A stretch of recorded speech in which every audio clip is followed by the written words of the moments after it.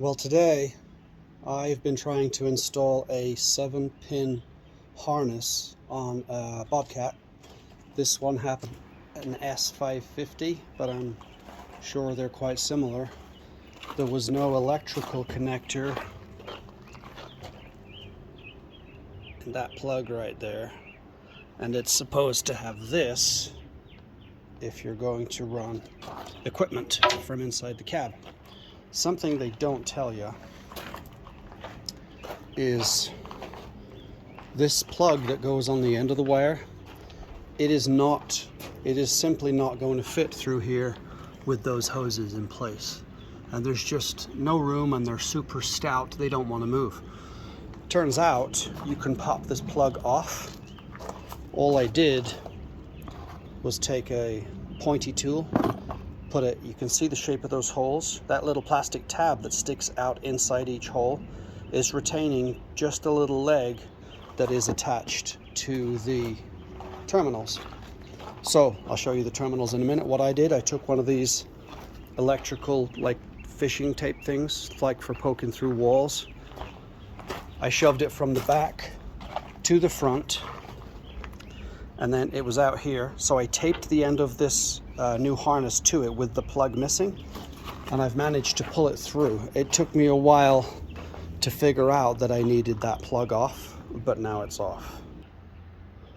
Okay, back to the front of the machine. I've pulled all the slack into the arm, and this quite simply goes in the back of there with an O-ring that is supposed to stay. And it has a square plate on it, so you have to rotate it into its housing. And then you put the little cap on there and the nut. That's it for that. So all the slack back here,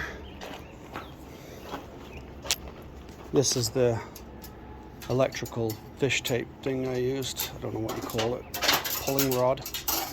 And then these are the pins that were inside that plug. Hopefully you can make out what I'm talking about.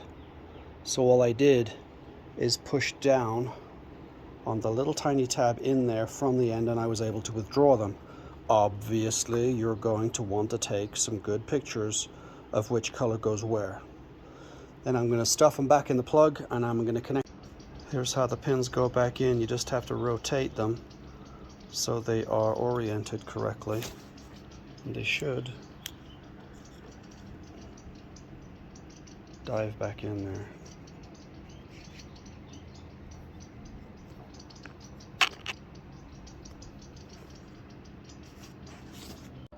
So the front finishes up looking like this.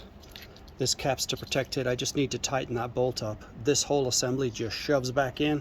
There's slack on the hoses. A couple of bolts go in there. And then the plug at the back goes back on quite easily. I did have problems with one of these wires seating, but all I did is reach in there with a pair of needle nose pliers and just give it a gentle tug until it seat properly. So now all I got to do is feed this back in here, zip tie it to those hoses, and plug it in to that round bad boy right there. Here's how it finished up. There's a metal tab bolted right to the chassis. It's L-shaped right there, and it has a slot in it. So I just zip tied the whole barrel right to it so it can't go anywhere. And then in here, it's attached to the hoses. I had to do a loop just because it's like 4 feet too long. And then the front looks like this when it's done. And that just protectifies it. That's done. Well, hope this helps.